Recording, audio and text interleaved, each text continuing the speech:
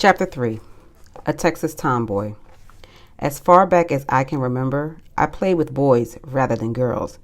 Babe once told a reporter, "The girls did not play games that interest me.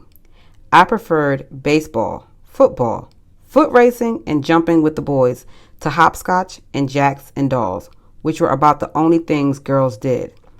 I guess the habit of playing with boys made me too rough for the girls' games. Anyway, I found them too tame. Babe was no ordinary girl. Everyone recognized that. At David Crockett Junior High, her classmates admired her athletic skills and laughed at her jokes, but some of them felt that she really was too rough. We all liked Babe, Edwina Lockhart recalled. She was so good-humored. We were afraid of her, though. She would go around hitting us on the arms with her knuckles to make our muscles knot up into frogs. If some of the girls were afraid of her, some of the boys could not resist teasing and testing her. The boys in my room continually teased Mildred, thumped, and hit her when going through the halls, said Lenora Blanche, Babe's homeroom teacher at Crockett. But that girl had a way of getting even out on the grounds. She would step on their heels and kick them. They didn't make anything off Mildred. The teacher who knew Babe best at Crockett was Ruby Gage, who was in charge of physical education and playground activities. We had intramural games between homerooms, and the homeroom with Mildred on its team had it made. She remembered. These games were very fiery and competitive. Babe could master any sport she wanted to. Marbles, anything, you name it, and she could do it better than anybody else. When Babe entered Beaumont High School, she went for every sport in sight. She won a swimming match sponsored by the YWCA, and with her classmates Lois Pee Wee Blanchett, easily captured the doubles crown in tennis. She was a member of the girls' baseball, volleyball, and golf teams, excelling at and reveling in every sport she tried. Her physical education teacher and coach at Beaumont High, a young woman named Beatrice Little, gave Babe her first formal training in several sports.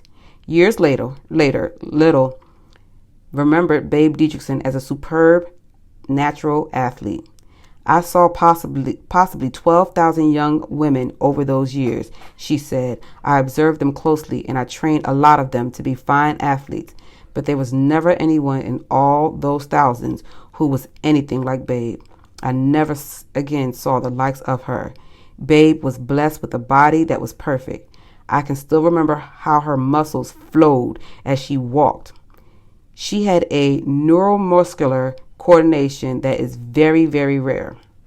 Despite her skills, Babe did not at first win a place on the girls' basketball team, the Miss Royal Purples. They said I was too small, she wrote. I couldn't accept the idea that I wasn't good enough for the basketball team. I was determined to show everybody. She spent hours practicing, dribbling, pivoting, passing, shooting, baskets, and she pestered the coach of the boys' team for advice. He took the time to help me, she wrote, because he could see I was interested. I'd say, Coach Dimmitt, tell those women I can play basketball. Babe was a born athlete, not a scholar. While she never flunked a course, she worked just hard enough to pass the minimum 3 courses required to stay eligible for the school's team. I took my studies seriously because I wanted to be a teacher, said her tennis partner, Pee Wee Blanchett. But Babe, well, she never had ideas like that about herself. She was sports, nothing but sports. Babe never had any choice but to be a great athlete. Babe eventually played on every girls' team at Beaumont High. She wanted to excel, said her friend Raymond Alford. She wanted to show you up. I think her motives were probably a lot like mine. I knew that winning in sports was the only way I'd ever be recognized. Babe and I were both from poor families. If you did not have a car or if you did not have money, you were unacceptable. Sports was a way of getting to be equal, and I think that's what carried Babe through and made her work so hard. There was no other way to get ahead except sports. Babe's single-minded devotion to sports set her apart from most of the other girls. There was an academic group and an athletic group among the girls, recalled Ruth Skurlock, her English teacher. Babe and her few friends in the athletic group wore denim skirts with pockets, socks like gym hose, and flat Oxford shoes. The others, the so-called society girls, wore their hair permanent waved. They wore silk stockings and high heels. These were the sissy girls to Babe, but they were in the overwhelming majority, and they were the leaders. It was terribly difficult for Babe to do what she wanted to do. Even in her own tough neighborhood, the other girls didn't like her because she was an athlete. Her very excellence at sports made her unacceptable to the other girls. She was an alien in her own land, believe me. The most popular girls at Beaumont High belonged to a small select group called the Cacklers Club, which was dedicated to the support of Beaumont's male athletes. The Cacklers' motto was "Athletes are our favorite boys," and the chief requirement for membership was good looks and a pleasing personality. Babe was never invited to belong to the Cacklers, and she never expected to be. She was more interested in being cheered than in cheering others. Besides, she never wore jewelry, hated makeup, and didn't care about fussy clothing. Babe was bucking society even then, said Ruth Skurlock. She was simply being herself. She really had no other choice, I suppose. But if Babe felt like an outsider, snubbed by the fashionable society girls and teased by some of the boys, she acted as though she couldn't care less. She was just sure of herself, said one classmate. She could do everything in athletics well, and she wasn't bashful about telling you about it. She certainly wasn't bashful about standing up for herself. Once she was challenged to a boxing match by Red Reynolds, the star halfback on the Royal Purple football team. "Go ahead, hit me as hard as you can," Reynolds taunted, sticking out his chin. "You can't hurt me." Babe took him at his word. She swung once, and Red dropped to the floor, senseless. They were pouring water on him to clear the bells and birdies out of my head, he remembered. That gal really gave me a KO. For the rest of his life, Reynolds bragged about how he had been knocked out by the famous Babe Didrikson.